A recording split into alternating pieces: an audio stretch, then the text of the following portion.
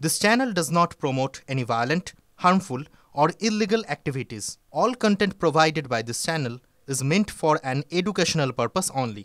Top quality और consistent performance के लिए सिर्फ सिल्वर पंप्स नाम याद रखना। 72 ঘন্টার মধ্যেই প্রত্যাঘাত, আক্রমণের জবাব আক্রমণেই।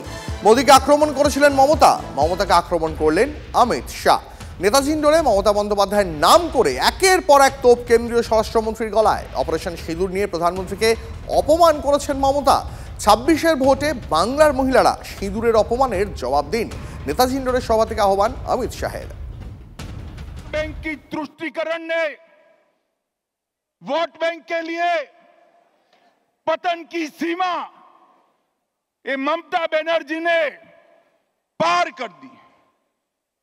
अभी कुछ दिन पहले पहलगांव में पाक प्रेरित आतंकवादियों ने हमारे निर्दोष नागरिकों को, यात्रिकों को धर्म पूछ पूछ कर परिवार के सामने मार दिया। हमने सर्जिकल स्ट्राइक करी, एयर स्ट्राइक करी और अब ऑपरेशन सिंदूर कर कर 100 किलोमीटर अंदर जाकर उनके हेडक्वार्टर को ध्वस्त कर दिया। सैकड़ों आतंकवादी मौत के घाट उतार दिए गए और दीदी के पेट में दर्द होता है।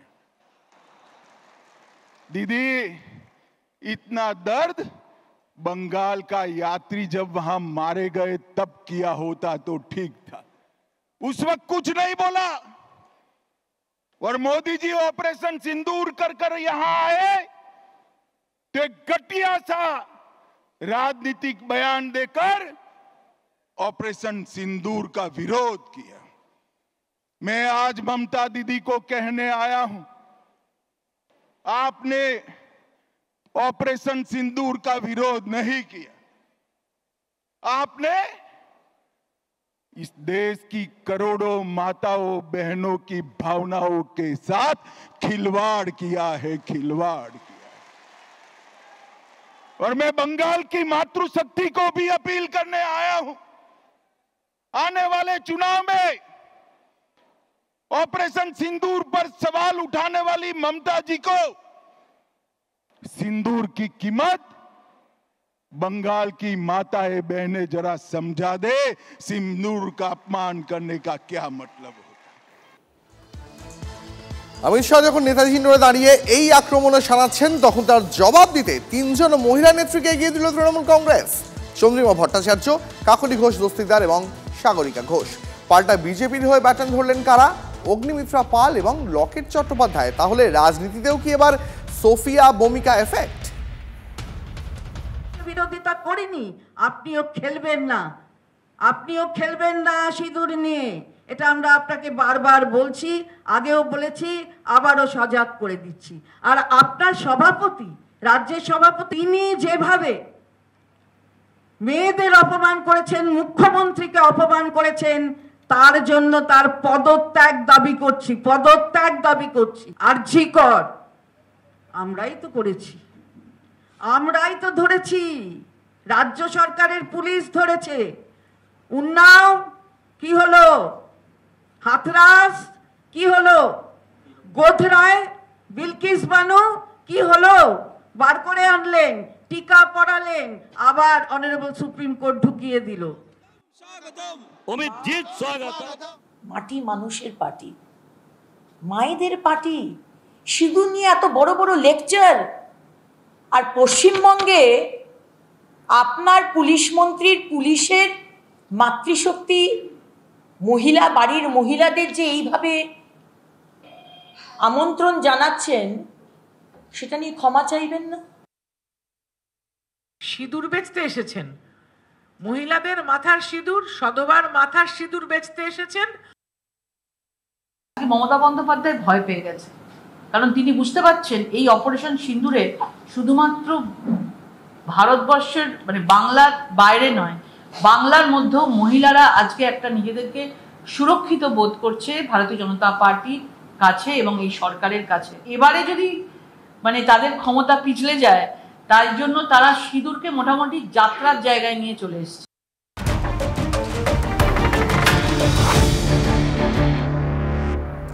ছাব্বিশের ভোটে কি বিজেপির মুখ শুভেন্দু অধিকারী? বাংলায় এসে শুভেন্দু অধিকারীর ভূয়সী প্রশংসা অমিত শাহের গলায়। বিধানসভায় শুভেন্দু দাঁড়ালেই দিদি ভয় পেয়ে যান। সুকান্তকে পাশে বসিয়েই এই মন্তব্য করলেন অমিত শাহ। बंगाल विधानसभा में जिनके खड़े होते ही दीदी को डर लगता है, ऐसे हमारे विपक्ष के नेता शुभेंदु अधिकारी जी। শুভেন্দুকে মুখ করবেন না আরএসএস দিলীপ ঘোষকে তুলে ধরবেন? কারণ অমিত শাহই তো শেষ কথা নন। আমরা যা জানি বিজেপির পেছনের চালিকা শক্তি হচ্ছে রাষ্ট্রীয় স্বয়ংসেবক সংঘ আরএসএস। তারা শুভেন্দুকে নিজেদের লোক মনেই করেন না যে বাইরে থেকে আসা একজন পরজীবী হিসেবে শুভেন্দুকে দেখা হয়। যে কারণে দেখবেন কোনো দলীয় অনুষ্ঠানে শুভেন্দুকে ডাকা হয় না। শুভেন্দু থাকে শুভেন্দুর মতন। এই অমিত শাহ কিংবা নরেন্দ্র মোদী আসলে মঞ্চ আলোকিত করেন, তারা দুটো কথা বলেন। অমিত শাহ যেগুলো বলছেন মমতা বন্দ্যোপাধ্যায়ের সমালোচনা করতে গিয়ে কাউকে প্রশংসা করতে হবে, তাই শুভেন্দুর করেছেন।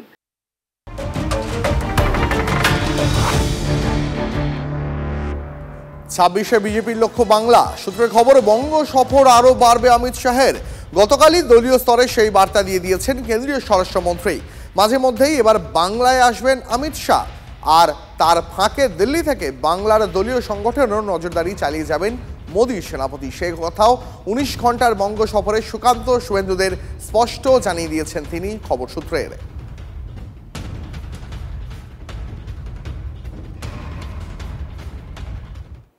নরেন্দ্র মোদী চলে যাওয়ার পর আগে অমিত শাহ ঢুকছেন, তো বাংলার মানুষের তো ততবার মনে পড়বে এই লোকগুলো বাংলার টাকা দেয় না।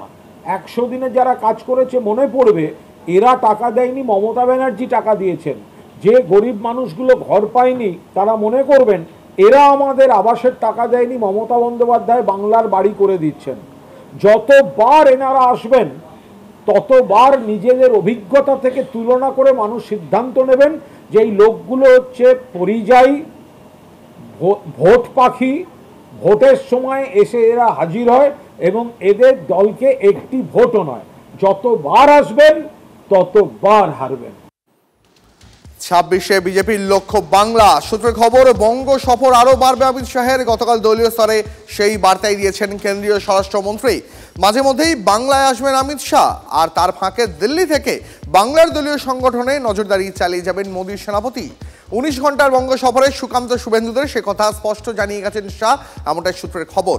এই মুহূর্তে তৃণমূল নেতা জয়প্রকাশ মজুমদার আমাদের সঙ্গে রয়েছেন। জয়প্রকাশ বাবু, সুকান্ত মজুমদার, শুভেন্দু অধিকারীদের অমিত শাহ একটা কথা স্পষ্ট জানিয়ে গেছেন যে দিল্লিতে থাকলেও এবার থেকে তিনি বাংলার সংগঠনের উপর নজরদারি চালাবেন, কি বলবেন? শুনুন, অমিত শাহ অনেক নজরদারি করেছেন গত 5-7 বছর। রেজাল্ট তো একেবারে 0। 2021-এ কি নজরদারি করেননি? একই তো কথা বলেছিলেন। 2018, 2019, 2020, 2021 ফলাফলটা কি হয়েছে? বিগ 0। আর 2021-এর পর থেকে আজ পর্যন্ত বিজেপির একটা আসন বেড়েছে, একটা ভোট বেড়েছে। সব তো আস্তে আস্তে কমতির দিকে। রক্তক্ষরণ চলছে বিজেপির সমর্থনে। আর আজকে এসে হুঙ্কার দিচ্ছেন, আবার চলে যাবেন পরিযায়ী পাখির মতন। সব থেকে বড় কথা যে তিনি কালকে অনেক প্রশংসা করে গেলেন আর একটা হেরো পার্টি, শুভেন্দু অধিকারী, হেরো নেতা শুভেন্দু অধিকারী, যাকে এখানকার আরএসএস পছন্দ করে না, মনেই করে না তারা দলের অংশ। জয়প্রকাশ বাবু, অমিত শাহ বলে গেছেন বাংলায় এবার থেকে তিনি মাঝে মধ্যেই আসবেন। সে আগেও তো এসছেন, এটা নতুন কি? আগে আসেননি? দিল্লি প্যাসেঞ্জারই করেছেন, এখানে এসে বসে থেকেছেন, আলাদা একটা এরোপ্লেন ভাড়া করে রেখেছিলেন সবাইকে নিয়ে দিল্লি যাওয়া আবার দিল্লি থেকে আসা। ফলাফলটা কি? উনি আসবেন তো বাংলার লোকের কি এসে গেল? আসবেন, হিন্দিতে বক্তৃতা দেবেন, হালুম হুলুম করবেন, আবার চলে যাবেন। এখানে জনতার উপরে, মাথার উপরে ছাতা হয়ে আছেন মমতা। এবং সেখানে মমতার ওপরেই ভরসা জনতার, সেটা কি ভাঙতে পারবেন? অসম্ভব। আর বাংলাকে বঞ্চনা করে, বাংলাকে কটূক্তি করে, বাংলার কুৎসা করে বাংলার ভোট পাওয়া যায় না। এইটা যেন অমিত শাহ মনে রাখেন। আর এইসব হেরো নেতাদের হাত ধরে বাংলায় কোনো কিছু সম্ভব নয়। বেশ বেশ বেশ, আপনাকে অনেক ধন্যবাদ প্রতিক্রিয়ার জন্য। দিল্লি থেকে বাংলা দলীয় সংগঠনে এখন থেকে নজরদারি চালিয়ে যাবেন মোদীর সেনাপতি। 19 ঘন্টার বঙ্গ সফরে সুকান্ত শুভেন্দুদের জানিয়ে গেছেন অমিত শাহ, এমনটাই সূত্রের খবর।